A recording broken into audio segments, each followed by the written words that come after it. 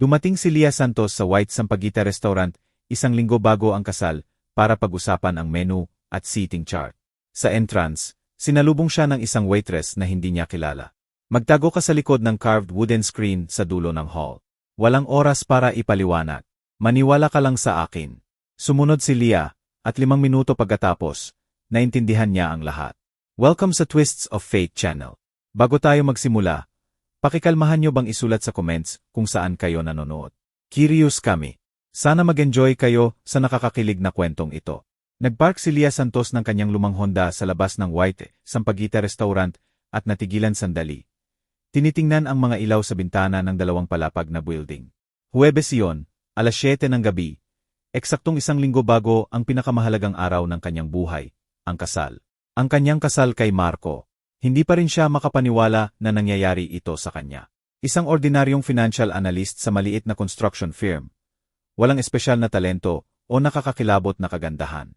Pero si Marco ang pumili sa kanya. Matangkad, charming, magandang trabaho sa advertising agency. Si Evelyn Reyes, ang nanay niya, noong una ay malamig sa relasyon nila. Pero parang natunaw rin. Tinulungan pa ngang pumili ng venue para sa reception. Bumaba si Leah sa sasakyan, inayos ang bag sa balikat, at naglakad patungo sa entrance. Nag-iikot sa isip niya ang listahan ng gagawin. Tapusin ang menu, ayusin ang seating ng bisita, pag-usapan ang playlist ng musika, at i-check ang decorations sa hall. Si Evelyn ang nag-insist na mag-isa si Leah pumunta. Sabi niya ang bride ang mas nakakaalam kung ano ang gusto. Busi si Marco sa trabaho, at lagi niyang sinasabi na babae ang bahala sa gulo ng kasal. Binuksan ang pinto ng restaurant. Sinalubong siya ng init at amoy ng sariwang pandesal at ensaymada. Halos walang tao sa loob dahil weekday evening pa lang. 1 oras pa bago ang dinner rush. May babaeng nasa 30s sa host stand, nagbabrowse ng papeles. Patungo si Leah roon, pero sinalubong siya ng isang batang waitress na naka-black and white uniform. Mukhang kabado ang dalaga, namumutla ang mukha, malalaki ang mga mata sa takot. Excuse me, si Leah Santos ka ba? Tanong nito ng mabilis, diretso ang tingin. Ako yon. May appointment kami alas 7. Para sa banquet ako. Ngumiti si Leah ng medyo nalilito. Paano mo alam ang pangalan ko? Hinawakan siya ng waitress sa braso. Malamig ang mga daliri, mahigpit, halos masakit. Pakinggan mo ako ng mabuti. Nanginginig ang boses pero urgent. Kailangan mong magtago agad. Nakikita mo ba yung carved wooden screen sa likod ng hall? Pumunta ka roon at huwag kang lalabas hanggat hindi ko sinasabi. Ano? Anong screen? Ano bang sinasabi mo?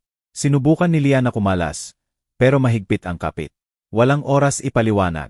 Maniwala ka lang sa akin, please. Halos maiyak ang boses ng dalaga. Ilang minuto na lang, may darating na mga tao. Hindi mo sila pwedeng makita. Ipapaliwanag ko lahat mamaya. Promise. Pero ngayon, pumunta ka roon. Tumayo si Leah sa gitna ng lobby. Nakatitig sa desperate na mata ng estranghera. Absurdo ang sitwasyon. Una pa lang niyang nakita ang babaeng ito. Pinapagtaguan na siya agad. Normal na tao, sasabihin no at tatawagin ang manager. Pero may something sa tono, sa tingin, sa genuine na panic na nagpatahimik kay Leah. Please, bulong ng dalaga. Hindi ako baliw at hindi kita gustong saktan. Sa kabaligtaran, nakikiusap ako. Maniwala ka lang. 5 minuto lang. 5 minuto. Tumango si Leah ng dahan-dahan. Hindi niya alam kung bakit sumunod. Baka instinct. Baka curiosity. Agad na binawi ng waitress ang kamay. Mabilis na sumulyap sa front door. At halos itinulak siya patungo sa dining hall. Sa dulo mismo, sa likod ng screen, may maliit na alcove. Hindi ka makikita roon, pero maririnig mo ang lahat sa room. Naglakad si Leah sa hall. Parang may sariling buhay ang mga paa niya. Tumitibok ng malakas ang puso sa lalamunan. Classic style ang restaurant. Puting tablecloths, crystal chandeliers, painting sa gilded frames sa dingding. Sa malayong sulok, may matangkad na carved screen na maitim na kahoy. Sa likod nito, maliit na alcove na may malambot na sofa. Mukhang para sa mga gustong privacy. Umupo si Leah sa gilid ng sofa, yumakap sa bag sa tuhod. Nanginginig ang mga kamay. Ano ba ang ginagawa niya? Nagkatago sa sariling wedding venue mula sa mga hindi kilalang tao. Baka prank lang to. Lagi namang may ganitong surprise ang kaibigang si Kati. Pero hindi, masyadong takot ang itsura ng waitress para sa prank. 1 minuto, 2. Narinig niya ang soft music sa hall. May nagkakataling pinggan. Malapit na siyang lumabas at humingi ng paliwanag nang bumukas ang front door. Mga boses. 2 boses na kilala niya, kahit sa libo-libong tao. Table sa may bintana, tulad ng dati, sabi ng kalmado at confident na boses ni Evelyn Reyes. Natigilan si Leah. Nandito ang future mother-in-law niya. Pero sinabi nitong busi siya ngayon. May meeting sa business partners. Mom, baka hindi dito, sabi ni Marco. May pag-aalala sa boses, mahina. Huwag kang duwag. Walang tao rito sa oras na to. Thursday nga, weekday. Umupo ka. Maingat na tumayo si Leah at sumilip sa makitid na puwang sa pagitan ng sections ng screen. Nakaupo sina Evelyn at Marco sa table mga 0 metro ang layo. Sa malaking bintana na tanaw ang gabi ng Maynila. Impeccable pa rin si Evelyn. Strict dark blue suit, maayos na buhok, gold chain sa lig. Si Marco ay kabado, kinakalikot ang napkin. Ano ang ginagawa nila rito? Bakit sekret ang pagkikita? Alam ba ng waitress na darating sila? Tigilan mo ang pagkibot, sabi ni Evelyn ng matalim. Binuksan ang malaking leather bag. Kinakabahan ako sa'yo. Eto, tingnan mo. Inilabas niya ang stack ng documents at inilatag sa table. Sumilip si Leah, pero malayo siya. Mga contracts ba yan? Tanong ni Marco. Loan agreements, 3 bangko. Total, 8 milyon. Ilalagay natin lahat sa pangalan ni Leah pagkatapos ng civil ceremony. Parang nawalan ng lupa si Leah sa paa. Ano? Mga utang sa pangalan niya. Ano ang pinag-usapan nila? Mom, hindi ko maintindihan.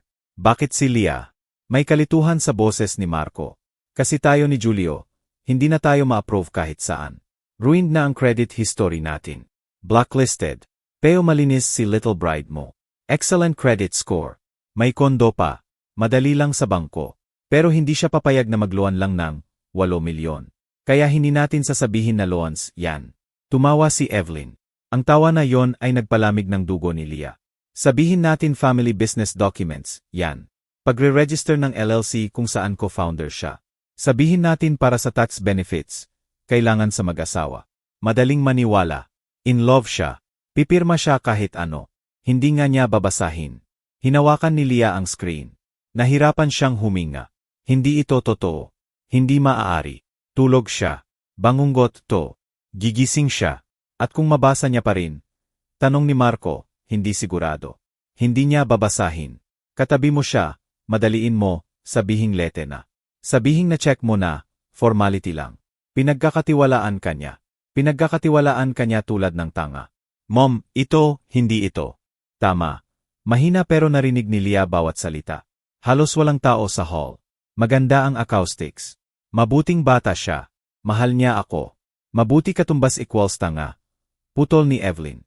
Marco, gising ka. Mawawala lahat tayo. Nasunog ang business. Malaki ang utang. Tumatawag na ang collectors. Kung hindi tayo makahanap ng pera, sisirain nila tayo. At ito ang solusyon sa silver platter. Bagong manugang na may kondo at malinis na record. Pero 8 milyon. Paano natin babayaran? Hindi natin babayaran. Inilalagay na ni Evelyn ang documents sa bag. Mas eksakto, siya ang magbabayad. Sa pangalan niya ang loans. Collateral ang kondo.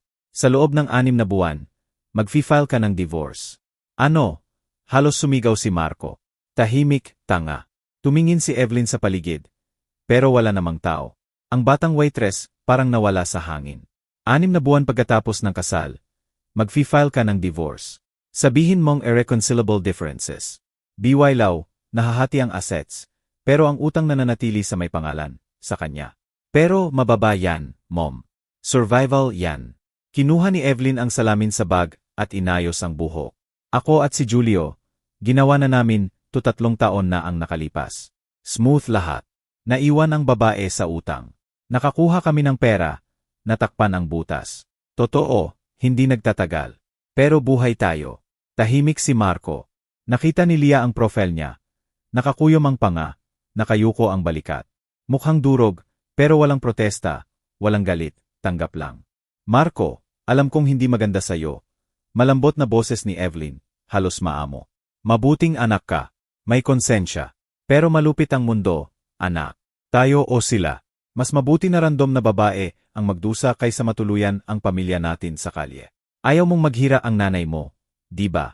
Hindi, syempre hindi. Maganda yan. Kaya gagawin natin tulad ng sinabi ko. Pagkatapos ng ceremony, May 3 days bago kayo lumipad sa resort. Sa mga 3 days na yon, dadalhin mo siya sa notary. Papipirmahin mo ng power of attorney para pamahalaan ko ang property niya. Sabihin mong para sa joint ownership, para ako ang bahala sa legal habang wala kayo. Tapos dadalhin mo sa bangko. Doon tipirma siya ng loan agreements. Kasama ako. Ako ang magkokontrol. At kung malaman niya mamaya, magsososo siya. Soso para saan? Pipirma siya mismo. Notary ang magsacertify na sound mind siya. Walang threat, walang coercion. Tangang babae lang na naniwala sa asawa at biyenan. Nangyayari yan. At pag malaman niya, divorce na kayo, nasa Sideline na ako. Subukan niyang patunayan. Nakinig si Leah at parang nagyelo ang lahat sa loob niya. Walang luha, walang hiyaw, lamang malamig na kawalan na kumakalat sa ugat. Ang taong minahal niya, ibibigay ang buhay, hinalikan at binulong na mahalaga siya. Ang taong yon ay nakaupo sa harap ng nanay at pinagpaplano kung paano siya dayain, agawan, iwanan sa malaking utang. Mom, paano kung maghinala siya? Distract mo siya, matalim na sabi ni Evelyn. Kaya ko pinilit ang honeymoon sa Boracay. 2 linggo sa beach, all-inclusive romance, champagne. Habang nalulunod siya sa saya at hormones, effective na ang documents. Pagbalik nyo, nasa akin na ang pera mula sa bangko, na-transfer na sa offshore, at kahit malaman niya, huli na. Naawa lang ako sa kanya, mahina ni Marco. Napapitlag si Leah. Naawa. Naawa siya tulad ng pusang walang bahay sa ulan. Pero hindi sapat para hindi siya ipagkanulo. Naawa. Sumandal si Evelyn. Marco, pakinggan mo ako. Iniwan sa atin ng tatay mo ang business na sinubukan kong iligtas ng 0 taon. Lahat ng lakas, pera, connections, nasunog pa rin. Crisis, competitors, partners. Ngayon, 25 milyon ang utang. Ang 8 milyon na to ay patak lang sa dagat. Pero magbibigay ng oras, magre-regroup, baka makahanap ng investors, o magbankrupt at mawala lahat. Condo, cots, huling shreds ng reputation. Umiling siya. Hindi ako susuko. Maghahanap ako ng paraan. At kailangan ng pera. Kahit anong pera, kahit sirain ang buhay ng iba. Sirain. Tumawa si Evelyn. Dramatic ka. Bata pa siya, malusog, may trabaho. Mababayaran niya ang loan sa ilang taon. Makakahanap ng ibang asawa. Makakaligtas siya. Pero tayo ni Julio at ako, hindi. Walang awa ang loan sharks. Dumating na sila minsan. Binato ng bato ang bintana. Susunod, baka masaktan na sila. Tahimik ulit si Marco. Hindi na siya kilala ni Leah. Nasaan ang charming na lalaking nanliligaw ng 6 na buwan? Nagbigay ng bulaklak, humalik sa kamay, sinabing siya ang kahulugan ng buhay niya. Totoo bang lahat ng yon kasinungalingan mula simula? Sige na, sabi ni Marco sa wakas. Gagawin ko tulad ng sinabi mo. Pero mom, promise na hindi na ulit. Last na to. Siyempre, anak. Ngumiti si Evelyn ng malambot, hinaplos ang kamay. Last time. Makukuha natin ang pera, tatakpan ang urgent debts, at magiging maayos na. Promise. Tumayo siya. Kinuha ang bag na may documents. Tara na. Sabi ng hostess, darating ang fiance mo alas 7. Ayaw kong makita niya tayo rito. Na-discuss na ba natin lahat? Tumayo si Marco, isinuksok ang kamay sa bulsa. Clear na. Naglakad sila patungo sa exit. Nakaupo si Leah sa likod ng screen, hindi makagalaw. Narinig ang pagsara ng pinto. Tahimik ulit ang hall. Tanging soft music at ang tibok ng puso niya sa sentido. Ilang segundo pagkatapos, lumitaw ulit ang waitress. Sumilip sa screen at umupo sa tabi ni Leah. Narinig mo lahat? Tanong nito ng mahina. Tumango si Leah ng dahan-dahan. Nanigas ang lalamunan, pero walang luha, lamang malamig na kawalan. Alam ko darating sila ngayon. Regular client si Evelyn Reyes. Pinag-aralan ko ang schedule niya. Lagi siyang pumupunta rito para pag-usapan ang maduming negosyo. Akala niya safe rito. Nang makita ko ang pangalan mo sa reservation list para alas 7, at nalaman kong nag-book si Evelyn ng table alas 6, alam ko kailangan kong kumilos. Paano mo alam lahat to? Halos hindi makagalaw ang dila ni Leah. Kasi 3 taon na ang nakalipas, ako ang nasa lugar mo. Tinitigan siya ng waitress. Ako si Keisha. Ako ang asawa ni Julio, ang panganay na anak ni Evelyn. Tumingin si Leah kay Keisha at dahan-dahang naintindihan ang kwento ni Evelyn na malamig na sinabi kay Marco. Nice girl siya, pero mabilis niyang naintindihan ang scam. Siya yon. Ang payat na waitress na pagod ang mata at nanginginig na daliri. Ikaw yung babaeng yon. bulong ni Leah. Yung tanga na naniwala sa pag-ibig. Ngumiti si Keisha ng pahilis. Tara na. Hindi maganda mag-usap dito. Tapusin ko na ang shift ko. Magre-request ako ng break sa manager. May supply room sa second floor. Walang makakaistorbo roon. Tumayo si Leah ng sunod-sunuran at sumunod kay Keisha. Parang automatic ang mga paa. Malabo ang utak. Umakyat sila sa makitid na service stairs patungong second floor. Lampas sa kusina kung saan lumalabas ang tunog at amoy ng pagkain. At pumasok sa koridor. Binuksan ni Keisha ang pinto ng maliit na kwarto. Mukhang staff break room. Lumang sofa, table, ilang upuan, coffee maker sa windowsill. Umupo ka. Isinara ni Keisha ang pinto. Kumuha ng tubig mula sa cooler sa plastic cup. At inabot kay Leah. Inumin mo. Mukhang mauubos ka na. Kinuha ni Leah ang cup ng nanginginig. Uminom ng ilang higop. Malamig ang tubig, masakit sa lalamunan. Pero medyo na clear ang ulo. Umupo si Keisha sa tapat sa lumang upuan. Inilagay ang kamay sa tuhod. Alam ko ang nararamdaman mo ngayon. Mahina niyang sabi. Parang nawala ang lupa sa paa mo. Parang lahat ng pinaniwalaan mo, kasinungalingan. Parang tanga ka na niloko. Paano nangyari ito sa'yo? Inilagay ni Leah ang cup sa table. Pinisil ang mga kamao para tumigil ang nanginginig. Sumandal si Keisha at tumingin sa labas ng bintana. Nasa labas, Nobyembre twilight. Nag-iilaw ang street lights. 3 taon at kalahati na ang nakalipas. Assistant accountant ako sa maliit na firm. Mura ang sweldo. Sa rental apartment ako kasama ang kaibigan. Namatay ang parents ko noong 19 ako. Naiwan akong mag-isa. Pero may sarili akong kondo. 2 bedroom sa quiet suburb. Pamana sa lola. Hindi naman kalakihan, pero akin. Tumigil siya, hinaplos ang mukha.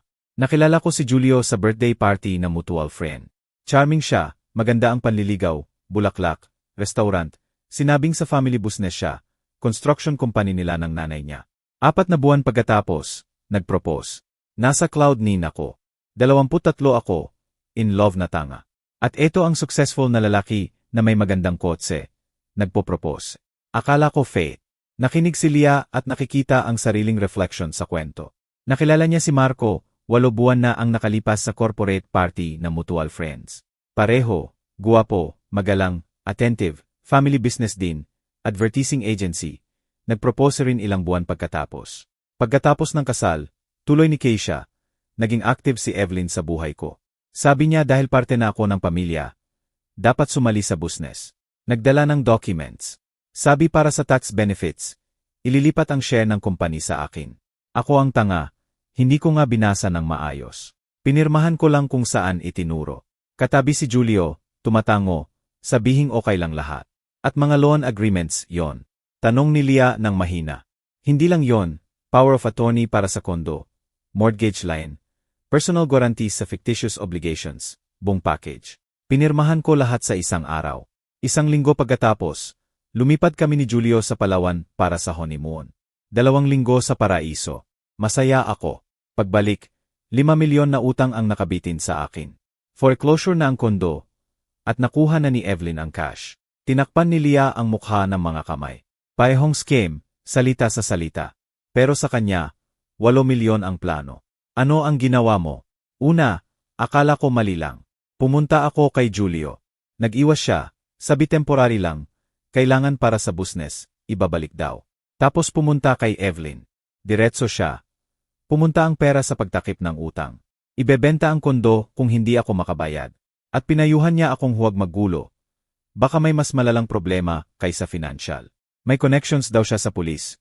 Kung pupunta ako sa pulis, ako pa ang magiging guilty ng fraud. Parang ako ang nagdrag sa kanila sa illegal scams. Clean daw ang documents nila. Legal lahat. Ako mismo ang pumirma. Notary ang nag-certify. Hindi maipapakita ang coercion. Tumayo si Keisha. Lumakad sa bintana, sumandal sa sill. Sinubukan kong lumaban. Nag-hire ng lawyer gamit ang huling pera. Sabi niya halos hopeless. Lahat ng signature ko. Perfect ang documents. Ang tanging chance, kung may ibang victims ng pamilyang to, pwede nating patunayan na systematic fraud. Pero saan hahanapin? Nag-file si Julio ng divorce 2 buwan pagkatapos ng kasal. Sabi hysterical ako, incompatible kami. Mabilis ang split. Sa korte, sa akin na natili ang utang. At binabayaran mo pa rin. Nanginginig ang boses ni Leah. Binabayaran ko. Binenta ang kondo. Kinuha ng bangko para sa utang. Nagre-rent ako ng kwarto, 2 trabaho, waitress dito sa araw. Sa gabi, naglalagay ng flyers. 2 milyon bawat taon. 2 taon pa.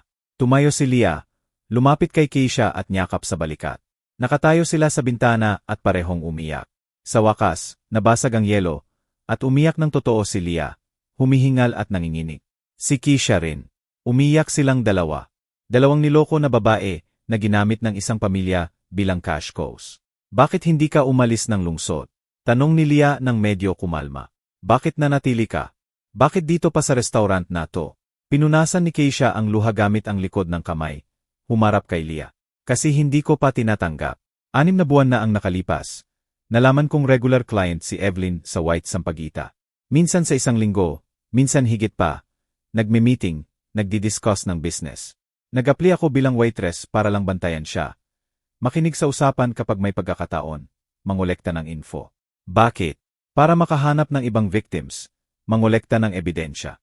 Maingat si Evelyn. Pero hindi sapat para manahimik ng tuluyan. Sa 6 na buwan, marami akong nalaman. Halimbawa, hindi lang ako ang ginawa niyan. May hindi bababa sa 2 pang iba. Hindi ko alam ang pangalan. Pero alam kong mayroon. Kung makita natin sila at pagsamahin ang testimonies, pwede tayong mag-file ng class action lawsuit. Umupo ulit si Leah sa sofa, pinunasan ang mukha ng tissue. Umikot ang ulo sa dami ng info, sa shock, sa luha. Gusto mong ipalakol siya. Gusto ko ng hustisya. Matalim na sabi ni Keisha. Sinira niya ang buhay ko at ng iba pang babae. At plano niyang sirain ang sayo. Dapat managot ang mga ganitong tao. Naghihintay ako ng pagkakataon na makahuli sa kanya ng konkrete na may ebidensya.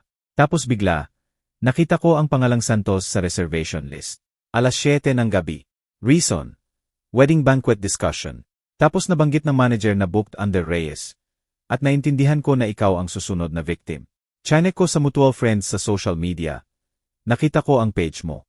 May pictures kasama si Marco Reyes, ang bunsong anak ni Evelyn. Ibig sabihin, ginagawa na naman nila. Nang makita kong nag-book si Evelyn ng table 1 oras bago ka, malinaw na. Darating sila para pag-usapan ang plano. At darating ka pagkatapos, walang hinala. Umiling si Leah, hindi pa rin makapaniwala sa realidad. Iniligtas mo ako. Kung hindi dahil sa'yo, magpapakasal ako sa 1 linggo. Pipirmahan ang mga papeles na yon, at sa ilang buwan, wala na akong maiiwan. Hindi ko napayagan na maulit-ulit. Umupo si Keisha sa tabi, hinawakan ang kamay. Alam mo, buong taon na to, sinisi ko ang sarili ko. Akala ko kung mas matalino ako, mas attentive, hindi ganoong tanga, hindi mangyayari. Pero nang makita kong gagawin nila ulit sa'yo, naintindihan ko, hindi tayo ang tanga. Sila ang professional scammers. Alam nila kung paano pumili ng victim, paano mag-gain ng trust, paano mag-manipulate. Hindi kasalanan natin, kasalanan nila. Ano ang gagawin ko ngayon? Tiningnan ni Leah si Keisha nang malabo ang mata. Hindi ko pwedeng umuwi lang at magkunwaring walang alam. Hindi ko kayang tingnan si Marco, sa mata alam kong plano niyang ipagkanulo ako. At hindi mo dapat magkunwari. Mas hinigpitan ni Keisha ang hawak. Pero ipakita na alam mo ang plano nila. Impossible rin. Kung malaman nila, basta-basta na lang silang mawawala, maghahanap ng ibang victim, at magsisimula ulit. Ideya no? Tahimik si Keisha, nag-isip. Kailangan nating hulihin sila red-handed na may ebidensya. Kailangan nating gawin na hindi na sila makakalusot. Handa ka ba? Itinaas ni Leah ang ulo. Tiningnan si Keisha sa mata. Sa kabila ng luha, sakit, shock, may sumisilip na galit. Malamig, matigas na galit. Handa ako, sabi niya. Sabihin mo kung ano ang gagawin. Tumango si Keisha, kinuha ang phone. Una, kailangan natin ng lawyer. Magaling na nagse-specialize sa fraud. May contact ako ng tinulungan ako, 3 taon na ang nakalipas. Matapat, experience. Ipapaliwanag natin ang sitwasyon. Magbibigay siya ng payo legally. Sage. Pangalawa, pupunta tayo sa pulis. Pero hindi basta magreklamo. Kailangan ng ebidensya. Ang usapan ngayon ni na Evelyn at Marco ay maganda na. Pero hindi naka-record. Kailangan nilang ulitin ang intensyon sa harap ng witnesses o sa recording. Paano natin gagawin yon? Kailangan mong ipagpatuloy ang pagiging walang hinalang bride. Magkita kay Marco. Pag-usapan ang kasal. Magdiwang. At kapag nagsimulang ipasa ni Evelyn o Marco ang documents, ay record mo yon sa phone mo. Voice recorder, kahit paano. Ang importante, Madocument na nag-offer sila ng papeles sa ilalim ng false pretenses. Tumango si Leah, sinisipsip ang bawat salita. Pangatlo, tumigil si Keisha. Kailangan nating hanapin ang ibang victims. Kung pagsamahin natin ang testimonies, mas malakas ang case. Alam kong mayroon. Minsan nabanggit ni Evelyn na 5 taon na ang scam. Ibig sabihin, bukod sa akin, may 1 o 2 pa. Paano natin sila hahanapin? Sa korte. Public info ang divorce cases ni na Julio at Marco. Pwede nating i-request sa lawyer. Tingnan kung may ibang kasal na mabilis natapos. Hanapin ang mga babaeng yon at kausapin. Tumayo si Leah, naglakad sa kwarto. Malabo pa ang ulo, pero sumisilip na ang plano. Malinaw, sunod-sunod. Kailan ang kasal? Tanong ni Keisha. Sa 1 linggo, susunod na Sabado. Ibig sabihin, 1 linggo tayo maghanda. Hindi marami, pero kailangan nating gawin. Ang importante, huwag magtaksil sa sarili. Walang dapat mahinala si Marco. Kaya ko, mahina pero matatag na sabi ni Leah. Gagawin kong perpekto ang pagiging love-struck fool na hindi niya mahahalata. Ngumiti si Keisha sa unang pagkakataon sa buong usapan. Malakas ka. Maganda yan. Kakailanganin mo ang lahat ng lakas mo. Nagpalitan sila ng number. Idinikta ni Keisha ang contact ng lawyer. Isinulat ang address ng office. Nagkasundo na magkita kinabukasan ng gabi para pag-usapan ang detalye. Uwi ka na ba kay Marco? Nakatira kami sa kanya sa huling 2 buwan. Halos nailipat ko na ang gamit ko roon. Kaya mo bang magpakatino ang mukha? Huminga ng malalim si Leah, pinunasan ang huling luha, kinuha ang salamin sa bag, naglagay ng lipstick, inayos ang buhok. Maputla ang mukha na may pulang mata sa salamin. Pero matatag ang tingin. Kaya ko, sabi niya, wala akong ibang choice. Bumaba sila sa backstairs. Mas marami na ang tao sa hall. Nagmamadali ang mga waiter. Nagulat ang manager nang makita si Leah. Lumapit. Good evening. Para sa Reyes Banquet ka ba? Pasensya. Nawala ka namin. Akala hindi ka na darating. Pasensya. Na held up. Pwede pa bang pag-usapan ang detalye ngayon? Siyempre. Pasok sa office ko. Nag-usap sila ng kalahating oras. Menu, drinks, decorations. Sumusulat si Leah. Tumatango, ngumingiti. Sa loob, bagyo pa rin, pero sa labas, parang ordinaryong bride na nag-organisa ng celebration. Pagkatapos, lumabas si Leah sa restaurant. Dilim na sa labas. May pinong ulan. Sumakay sa kotse, pinaandar ang makina, pero hindi pa gumalaw. Inilagay ang ulo sa manibela, at nanatili ng ilang minuto, pinayagan ang huling sandali ng kahinaan. Tapos itinaas ang ulo, pinunasan ang mukha gamit ang manggas, binuksan ang headlights, at nagmaneho patungo sa bahay ni Marco, sa lalaking dapat maging asawa niya sa 1 linggo, sa lalaking nagplano na sirain ang buhay niya. Nagmaneho siya sa gabi ng Maynila at paulit-ulit na sinasabi sa sarili tulad ng mantra. Kaya ko to. Malakas ako. Hindi ko sila payagang manalo. Nagpark si Leah sa building ni Marco at nanatili sa kotse ng ilang minuto. Nangongolekta ng tapang. 5 palapag na walk-up sa quiet residential area. Mainit na dilaw na ilaw sa 3rd floor windows. Nandito si Marco, naghihintay. Kailangan niyang pumasok at magkunwaring walang nagbago. Na siya pa rin ang trusting na Leah na nagmamahal at nangangarap ng kasal. Kinuha ang phone, tiningnan ang screen. 3 missed calls mula kay Marco. Mga mensahe, saan ka? Paano ang meeting sa restaurant? Leah, uwi ka na ba? Ordinaryong mensahe mula sa Kaling Fayant. Ngayon, iba ang lasa ng bawat salita. May halong kasinungalingan. Nagtype siya ng reply. Nagmamaneho. Malapit na. Naayos lahat. Maganda. Nagdagdag ng heart emoji. Ipinadala. Isinuksok ang phone sa bag. Bumaba sa kots. Umakyat sa hagdan. Inensayo ang ngiti. Tumigil sa harap ng pinto. Huminga ng malalim. Hinanap ang susi. Binuksan. Leah, finally.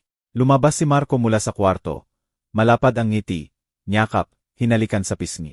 Nag-aalala na ako. Ang mga kamay sa balikat. Ang labi sa balat. Kahapon lang, nagdudulot yon ng init, butterflies. Ngayon, nakakasuka ang bawat haplos. Pero pinilit ni Leah na ngumiti. Nyakap pabalik. Okay lahat, sabi niya. Sinusubukang maging natural ang boses. Pinili ang menu, pinag-usapan ang decorations. Maganda talaga. Makikita mo. Hindi ako nagduda sa'yo. Hinaplos ni Marco ang buhok niya. Magaling ang taste mo. Kumain ka na ba? Nag-order ako ng pizza. Bagong dating lang. Pumunta sila sa kusina. Ordinaryong gabi. Pizza bot sa table. 2 plato, bote ng wine. Naglagay si Marco ng wine sa baso. Nagkwento tungkol sa araw niya sa trabaho, sa picky client, sa pagod. Nakinig si Leah, tumango, kumain ng pizza, kahit idikit sa lalamunan ang bawat piraso. Tumawag si Mom ngayon, kasual na sabi ni Marco, habang naglalagay ng wine ulit. Nagtanong tungkol sa kasal. Sobrang concerned na maayos lahat. Halos mabilaukan si Leah. Concerned. Si Evelyn concerned. Siyempre, 8 milyon ang taya. Lagi siyang karing. Pinilit ni Leah na ngumiti. Suwerte ko sa mother-in-law. Ngumiti si Marco. Pero napansin ni Leah ang something sa mata niya. Tension. Guilt. Totoo ngang minahal ka niya. Para na raw siyang anak. Tulad ng cash cow, naisip ni Leah, pero sinabi, mahal ko rin siya. Sobrang tulong niya sa atin. Nagtagal sila hanggang 11. Pinilit ni Leah na makasabay sa usapan. Tumawa sa jokes, pag-usapan ang honeymoon plans. Nang subukan ni Marco na yakapin sa kama, nagdahilan ng sakit ng ulo at pagod. Hindi siya nagpumilit, hinalikan ng noo, binati ng good night. Nahiga si Leah sa dilim, nakikinig sa paghinga niya sa tabi, at parang mababaliw. Paano makakatulog sa tabi ng taong nagbebenta sa'yo? Paano magkunwaring normal ang lahat?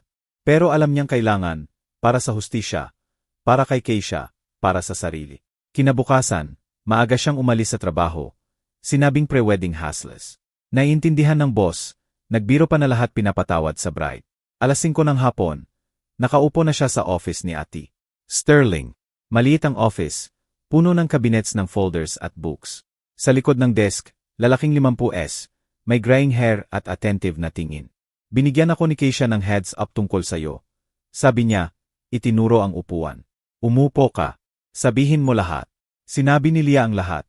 Pagkikita kay Marco, ang kasal sa 1 linggo, ang narinig na usapan sa restaurant kagabi, si Keisha at ang kwento niya.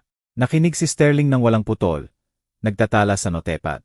Kaya narinig mo mismo ang usapan nila. Pero walang recording, linaw niya pagkatapos.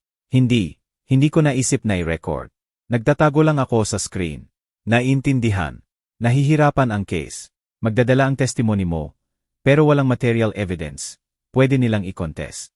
Sasabihin nila na mali ang pagkakaintindi mo o ginawa mo dahil sa away nyo. Ano ang gagawin ko? Sumandal si Sterling, nag-isip. Kailangan nating makakuha ng ebidensya ng fraudulent intent nila. Ideally, audio o video kung saan pinag-usapan nila ang scheme o nag-offer ng documents sa ilalim ng false pretenses. Sabi mo, plano ni Evelyn na ipasa ang papeles pagkatapos ng ceremony. Plano nilang pirmahan lahat sa loob ng 3 days pagkatapos ng kasal, bago ang honeymoon. Ibig sabihin, may oras tayo. Ito ang proposal ko. Ipagpatuloy mo ang pagiging walang hinalang bride. Kapag dinala nila ang documents, i-on mo ang voice recorder sa phone mo. Papaliwanagin mo kung ano yon, bakit kailangan. Kung magsinungaling sila, sabihin mong hindi loan agreements, yon kundi iba. Yan ang proof ng deception. Sapat ba yon? Kombinasyon ng ibang ebidensya. Plus, kailangan nating i-pull up ang divorce cases ng mga anak ni Evelyn Reyes. Magre-request ako sa korte, kumuha ng info. Kung may disputes tungkol sa utang, sa division ng property sa kakaibang paraan, magagamit din yan. Tumango si Leah, sinisipsip ang info. At pinakamahalaga, tuloy ni Sterling, kailangan nating makahanap ng ibang victims. Si Keisha ang una. Ikaw ang potential na pangalawa, pero hindi ka pa nila na-scam, kaya preventive. Kailangan ng actual victims. Kung makahanap tayo ng kahit isa pang babae na nasaktan ng pamilyang to, pwede tayong mag-file ng collective report sa pulis. Magbubukas sila ng criminal case para sa large-scale fraud. Paano natin sila hahanapin? Sa civil records, sa korte. May assistants ako na bahala niyan. Bigyan mo ako ng 2 araw. Nag-usap sila ng 1 pang oras. Pinag-usapan ang detalye. Ipinaliwanag ni Sterling kung anong phrases ang i-capture sa recording. Paano kumilos para hindi maghinala. Pag-alis ni Leah, sinabi niya, napakatapang mong binibini. Hindi lahat kayang gawin to. Tibayan mo. Makukuha natin sila. Kinabukasan, nagkita sina Leah at Keisha sa maliit na cafe sa labas ng lungsod. Sa malayong sulok, mahina ang usapan. Tumawag sa akin si Ate Sterling kaninang umaga, sabi ni Keisha. Nagsimula na ang assistant niya mag-check. May interesting na info. Ano? 2 beses na nag-asawa si Julio.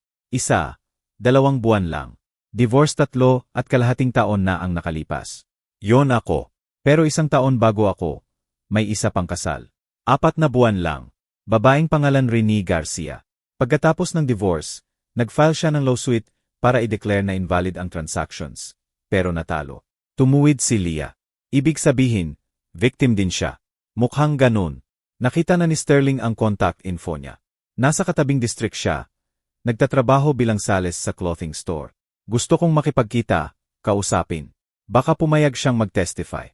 Sasama ako, matigas na sabi ni Leah. Sigurado ka. Maaring mahirap pakinggan ang sakit ng iba na katulad ng sayo. Kailangan nating magkasama sa to. Kinabukasan ng gabi, 3 sila sa parehong cave. Si Rene Garcia, mga 35 anyos, payat, pagod ang mukha, nanginginig ang kamay. Nang ipaliwanag ni Keisha ang dahilan ng pagpunta, una nang gustong umalis ni Rene. Ayaw ko nang balikan ang nakaraan, sabi niya habang tumatayo. 4 na taon na yon. Natanggap ko na. Rene, hintayin mo. Hinawakan ni Leah ang kamay. Gagawin din nila sa akin. Kasal ko sa 1 linggo. Kung hindi ka tumulong, ako ang magiging pangatlo. Tapos may pang-4, pang-5. Hindi sila titigil. Dahan-dahang naupo ulit si Rene. Tahimik, tinitingnan ang labas ng bintana. Tapos tanong ng mahina, ano ang gusto niyo sa akin? Ikwento mo ang story mo. Magbigay ng statement. Tulungan kaming itigil sila. Tinakpan ni Rene ang mukha ng mga kamay. Nanginginig ang balikat. Niyakap siya ni Keisha. Nanatili sila ng ilang minuto. Tapos nagsalita si Rene. Halos eksakto ang kwento niya kay Keisha. Pagkikita kay Julio, mabilis na kasal, documents para sa family business, honeymoon, pagbalik at pagtuklas ng 5 milyon utang. Divorce 4 na buwan pagkatapos, pagkawala ng kondo, taon ng pagbabayad. Sumubok akong lumaban, sabi ni Rene sa pamamagitan ng luha. Nagsuwe, sinubukang patunayan na niloko ako. Pero maayos ang documents nila. Magaling ang lawyers, may connections. Lugi ako sa korte.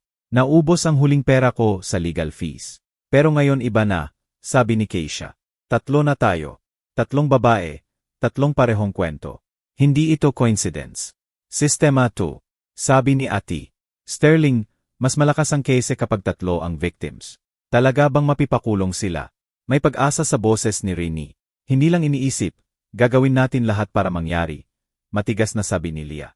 Pinunasan ni Rene ang luha, tumuwid. Sige, sama ako. Sabihin niyo kung ano ang gagawin.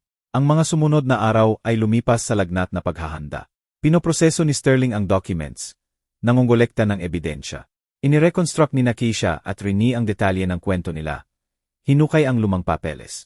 Si Leah ay patuloy na nabubuhay ng double buhay. Sa araw, masayang bride. Nagkikita kay Marco. Pinag-usapan ang final preparations. Nagtitrio ng damit. Nagdi-dinner kasama ang nanay nito na matamis ang ngiti at nag-uusap kung gaano siya kasaya sa bagong miyembro ng pamilya. Tinitingnan ni Leah si Evelyn sa mata at ngumingiti pabalik. Kahit kumukulo ang galit sa loob. Sa gabi, pagtulog ni Marco, nagte-text kay Keisha at Sterling. Nagpaplano ng susunod na hakbang. Nai-record sa phone ang lahat ng sinasabi ni Marco at ng nanay tungkol sa documents. Importanteng papeles pagkatapos ng kasal. 3 araw bago ang kasal, dumalaw si Evelyn sa kanila. Nagdala ng keke. Umupo sa kusina para magtsaa. Naliligo si Marco. Naiwan silang dalawa. Leah, mahal, sabi ni Evelyn habang hinahawakan ang kamay ni Leah. May importante akong pag-usapan sa'yo. Nag-alert si Leah. I-on ang voice recorder sa bulsa ng robe. Nakikinig ako. Alam mo, may family business kami ng mga anak ko. Maliit na firm pero may kita. Pagkatapos ng kasal, magiging parte ka na ng pamilya. At gusto kong ilipat sa'yo ang share. Financial safety net mo yan. Share sa business. Nagkunwaring nagulat at natuwa si Leah. Sobrang generous naman. Wala yan, mahal. Dapat magkaisa ang pamilya. Inihanda ko na ang documents. Inilabas ni Evelyn ang folder mula sa bag. Ilang papels lang to. Pipirmahan mo pagkatapos ng ceremony. Kapag may oras, mas mabuti bago kayo umalis sa honeymoon para effective agad. Ano bang klaseng documents to? Kinuha ni Leah ang folder, binuksan. May mga 20 pahina, maliit ang print. Oh, legal terms lang yan. Huwag mong i-clutter ang utak. Na-check na ni Marco. Ayos lahat. Registration lang ng founder's share. Kailangan ng signature mo at notary seal. Sasama kami ni Marco. 1 araw lang, tapos na. Biniliya ang papeles. Nagkunwaring binabasa. Sa totoo, kinukunan niya ng litrato, bawat pahina gamit ang phone sa ilalim ng tab. Maraming salitang hindi ko maintindihan dito. Sabi niya, nagpapanggap na nalilito. Collateral, personal guarantee. Mandatory, yan para sa founder. Siyempre, mahal, standard procedure. Kapag sumali ka sa LLC, kailangan ng guarantees na solvent ka. Formality lang para sa bijar. At ano ang kinalaman ng kondo ko? Natigilan si Evelyn sandali, pero agad ngumiti. Asset mo ang kondo. Ipinapakita sa gobyerno na may property ka. Reliable partner ka. Walang nakakatakot, papel lang. Tumango si Leah, isinara ang folder. Sige, pipirmahan ko kung sabihin ni Marco na okay lahat. Mabuting bata. Hinaplos ni Evelyn ang kamay niya. Alam ko na sensible ka. Pag-alis ng biyenan, nagkulong si Leah sa banyo. Kinuha ang phone, ipinadala ang photos ng documents at recording ng usapan kay Sterling. Kalahating oras pagkatapos, tumawag ito. Leah, ginto to. Excited ang boses ng lawyer. May loan agreements dito para sa 8 milyon. Lien sa kondo mo. Personal guarantees sa utang ng non-existent firm na 2 milyon pa. Plus ang recording kung saan malinaw na niloloko ka tungkol sa content. Direct evidence ng fraudulent intent. Ano ang susunod? Susunod, pupunta tayo sa pulis. Bukas ng umaga, ako, ikaw, Keisha, Rene. Mag-file ng collective report. 3 victims, 1 potential, dami ng ebidensya. Obligado silang magbukas ng case. At ang kasal. Anong kasal? Hindi mo balak magpakasal sa taong yon, di ba? Tahimik si Leah. Siyempre hindi. Pero bahagi niya, ang bahaging naalala pa ang pag-ibig. Nakakapit pa sa ilusyon ng saya. Sumakit sa isip na kanselahin ang kasal. Hindi, mahina niyang sabi. Hindi ako magpapakasal. Kung ganoon, bukas alas 9 ng umaga, inaasahan kita sa office ko. Doon tayo magkita tapos pupunta sa police station. Binaba ni Leah ang phone. Tiningnan ang sarili sa salamin. Maputla ang mukha. Maitim na bilog sa ilalim ng mata. Nakakuyom na labi. Halos hindi niya kilala ang sarili. 1 linggo na ang nakalipas. Ordinaryong batang nangangarap ng kasal. Gayon, parte siya ng operasyon para hulihin ang mga scammers. Baligtad ang buhay sa ilang araw. Pero walang balikan. Napakalayo na niya. At pinakamahalaga, hindi niya mapapayagan na makawala ng walang parusa ang mga taong sumira sa buhay ng hindi bababa sa 2 babae at plano niyang sirain ang sa kanya. Lumabas siya ng banyo. Nakaupo si Marco sa sofa, nanonood ng basketball. Leah, dito ka. Hinampas ang pwesto sa tabi. Umupo si Leah. Inilagay ni Marco ang braso sa balikat niya. Hinalikan ang sentido. 3 araw, sabi niya. Sa 3 araw, magiging asawa na kita. Pinakamasayang lalaki ako sa mundo. Sumandal si Leah sa kanya para hindi makita ang mukha. Ako rin, bulong niya. Huling kasinungalingan. Huling pagkukunwari. Biyernes ng umaga, nagising si Leah alas 6, kahit alas 7 ang alarm. Hindi makatulog. Si Marco ay humihilik sa tabi, sumasaklaw sa kalahati ng kama. Tahimik siyang bumangon, nagbihis, nagsulat ng note, pumunta ako sa friends. Last wedding preparations. Mahal kita. Inilagay sa towel. Umalis sa apartment. Nandoon na sina Keisha at Rene sa office ni Sterling. Agitated pero determined ang mga babae. Inilatag ng lawyer ang lahat ng documents sa towel. Statements, photos ng papeles, audio recordings, court extracts tungkol sa divorces. Seryosong case to, sabi niya. May lahat tayo, victims, ebidensya, scheme ng krimen. Obligado ang pulis na magbukas ng investigasyon. Nagbunta silang lahat sa precinct. Ang detective, babaeng 40 na pagod ang mukha. Nakinig, tiningnan ang documents, nagtanong, nagtala. 2 oras pagkatapos, sumandal siya sa upuan. Seryoso nga ang sitwasyon, sabi niya. May signs ng fraud BY Group BY prior conspiracy. Binubuksan ko ang criminal case, pero unawain nyo, simula pa lang to. Magtatagal ang investigasyon. Kailangan ng forensic exams, interrogations, seizure ng documents mula sa suspects. Gaano kabilis nyo sila maaresto? Tanong ni Leah. Kailangan muna ng sapat na ebidensya para sa arrest. Sa ngayon, pwede kong isumon sina Evelyn Reyes at mga anak para sa questioning. Pero para hulihin red-handed, kailangan ng operasyon. Handa ka bang sumali? Handa ko, matigas na sabi ni Leah. Tumango ang detective. Ito ang proposal ko. Sabi mo, plano ni Evelyn na i-execute ang paperwork pagkatapos ng kasal. Kailangan nating mag-organisa ng meeting para sa signing. Pero sa paraan na ma-document ang pagbibigay ng fake documents at attempt na makakuha ng signature sa false pretenses. Kung dadating sila ng mga papeles na yan, susubukan kayong dayain, huhulihin natin sila. Pero bukas na ang kasal. Tumigil si Leah. Hindi mo kailangang magpakasal. Kanselahin mo ang kasal. Sabihin mong kailangan agad na pirmahan ang ilang documents bago ang celebration. Halimbawa para sa tax benefits o joint ownership. Mag-imbento ng excuse, basta may dala nila ang papeles. Mag-set ng meeting sa notary office. Nandun kami. Tumango si Leah. Kahit sumikip ang dibdib. Kanselahin ang kasal. Tawagan ang lahat ng bisita.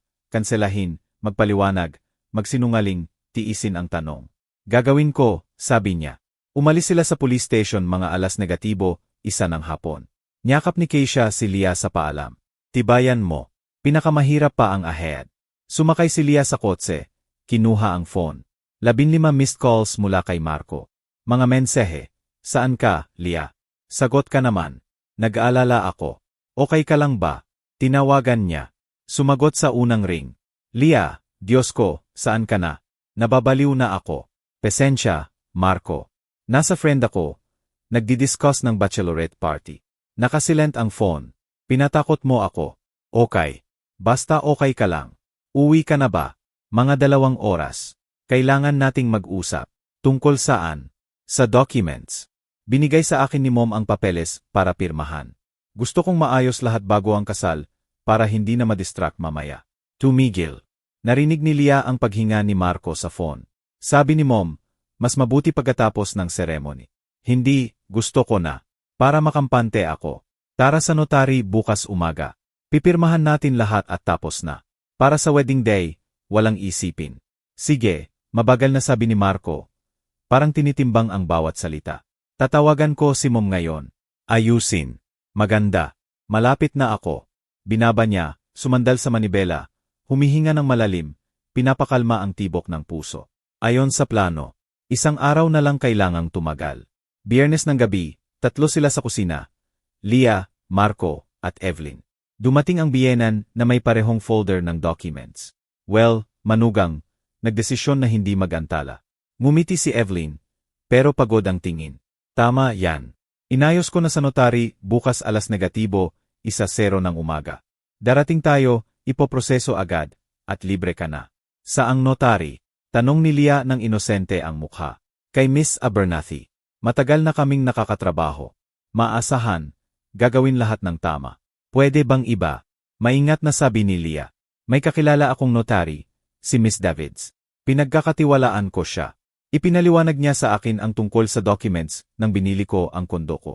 Kumunot si Evelyn. Bakit iba? Magaling si Miss Abernathy. Pero mas makakampante ako kay Miss Davids. Ipinaliwanag niya sa akin ang lahat tungkol sa documents. Please. Sumingit si Marco. Mom, ano ang pinagkaiba? Mas comfortable kay Leah. Tahimik si Evelyn, tapos tumango. Sige, kay Miss Davids muna. Ibigay mo ang address. Idinikta ni Leah ang address ng notary office na binanggit ng detective. Handang-handa na roon, undercover officers, hidden cameras, voice recorders. Bukas alas negatibo 1:00, nandun tayo. Kinuha ni Evelyn ang documents. Yun na. Uwi na ako. Matulog kayo ng mahimbing para bukas. Ang kasal, kinabukasan na. Pag-alis ng biyenan, niyakap ni Marco si Leah. Mukhang tense ka. Kinakabahan. Medyo. Sumandal si Leah sa kanya, ipinikit ang mata. Sobrang dami kasi. Kasal, documents, worries. Magiging maayos lahat. Hinaplos ni Marco ang buhok niya. Bukas, pipirmahan natin lahat. At kinabukasan magiging mag-asawa na tayo at lilipad sa Boracay, at 2 linggo lang tayo mag-enjoy sa dagat at sa isa't isa. Walang sagot si Leah. Naisip niya kung paano bukas, maaresto ang nanay nito at posibleng siya rin. At walang Boracay, walang kasal. Wala sa pangarap niya. Gabing yon, halos hindi siya nakatulog. Nakahiga sa tabi ni Marco. Nakatitig sa dilim at nag-iisip. Bahagi niya ay hindi pa rin naniniwala na totoo ito. Na bukas, pupunta siya sa notary office, hindi para pumirma, kundi para isauli sa pulis ang mga taong dapat niyang ituring na pamilya. Sabado ng umaga, nagsimula tulad ng dati. Almusal, paghahanda, biyahe. Si Marco ay kalmado, kahit masigla, nagbibiro kung paano pagkatapos ng kasal kinabukasan. Magiging tunay na pamilya na sila. Tumango si Leah, ngumiti. Parang buhol ang lahat sa loob. Dumating sila sa notary office alas negatibo, 1:00-1:00. Nandun na si Evelyn sa entrance. May parehong leather bag at folder ng documents. Well, handa na. Ngumiti siya, pero napansin ni Leah ang mabilis na sulyap ng mata. Nag-a-assess ng sitwasyon. Handa, sabi ni Marco. Pumasok sila sa building. Umakyat sa second floor. Sa waiting room, sinalubong sila ng receptionist. Reyes party, sa office number 3. Pumasok sila sa maluwang na kwarto. Sa likod ng desk, ang notary, matandang babae na may salamin. Sa totoo, si Miss Davids yon, ang tunay na notary na pumayag na tulungan ang pulis. Sa katabing kwarto, sa likod ng two-way mirror, nakaupo ang undercover officers at ang detective. Good morning, tango ng notary. Umupo kayo. Anong documents ang ipoproseso? Inilagay ni Evelyn ang folder sa table. Dito, kailangan inotarize ang signatures sa documents para sa pag-join bilang founder. Naintindihan. Kinuha ng notary ang documents. Dahan-dahang binkumunot ang no. May minarkahan ng lapis. Excuse me, pero hindi lang incorporation documents, to. May loan agreements at real estate mortgage deed dito. Lahat yan para sa pagproseso ng share sa company. Mabilis na sabi ni Evelyn. Standard procedure. Hindi masyadong standard. Tiningnan ng notary si Leah. Naiintindihan mo ba ang pinipirmahan mo? Nagkunwaring nalilito si Leah. Akala ko papeles lang para sa business. Sabi ni Evelyn, ililipat sa akin ang share sa family company. Hindi lang share. Inilagay ng notary ang documents sa table. Loan agreements to para sa 8 milyon. Collateral ang kondo mo. Plus, personal guarantor ka sa utang ng isang Bilte LLC na 2 milyon. Tahimik. Namutla si Evelyn. Napaatras si Marco na parang tatayo, pero natigilan. Ano to? Misunderstanding. Simula ni Evelyn. Komplikado lang ang legal terms.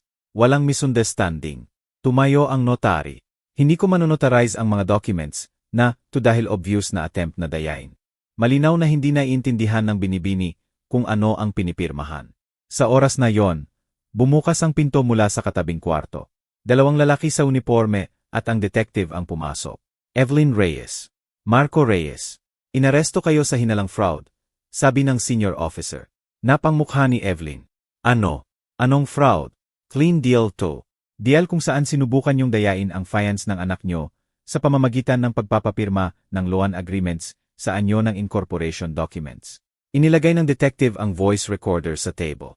May recording kami ng usapan nyo sa restaurant kasama ang anak nyo kung saan pinag-uusapan ang scam. May statements mula sa 2 babae na nasaktan na sa inyo. May forensic analysis ng documents at ang attempt ngayon na nakakapture sa kamera. Dahan-dahang naupo si Evelyn sa upuan. Asyen si Marco, hindi makagalaw. Siya. Itinuro ni Evelyn si Leah. Siya ang nag-set up nito. Entrapment. Walang entrapment. Kalmadong sabi ng detective. Kayo mismo ang nagdala ng fake documents. Kayo mismo ang sumubok na makakuha ng signatur sa pamamagitan ng daya. Ginamit lang ni Leah Santos ang karapatan niya sa depensa. Inilagay ng officers ang handcuffs kay Evelyn. Sumigaw siya, nagbanta, sinumpa si Leah. Nakatayo si Marco. Nakatitig kay Leah ng malabo ang mata. Leah, bulong niya. Alam mo. Alam ko. Tinitigan niya ng diretso. Alam ko lahat mula pa sa gabing yon sa restaurant ng pag-usapan mo at ni Mom kung paano ako agawan. Pero, hindi ko gusto. Si Mom lahat. Alam mo. At tumahimik ka. Naramdaman ni Leah ang malamig at matigas na tumataas sa loob. Umupo ka sa harap niya at tumango nang ipaliwanag niya ang scam. Plano mong pakasalan ako, gamitin ako, agawan ako, at iwanan. Pinili mo siya, ang pera niya, ang plano niya. Hindi mo ako pinili, Marco. Leah, patawarin mo ako. Nabasag ang boses ni Marco.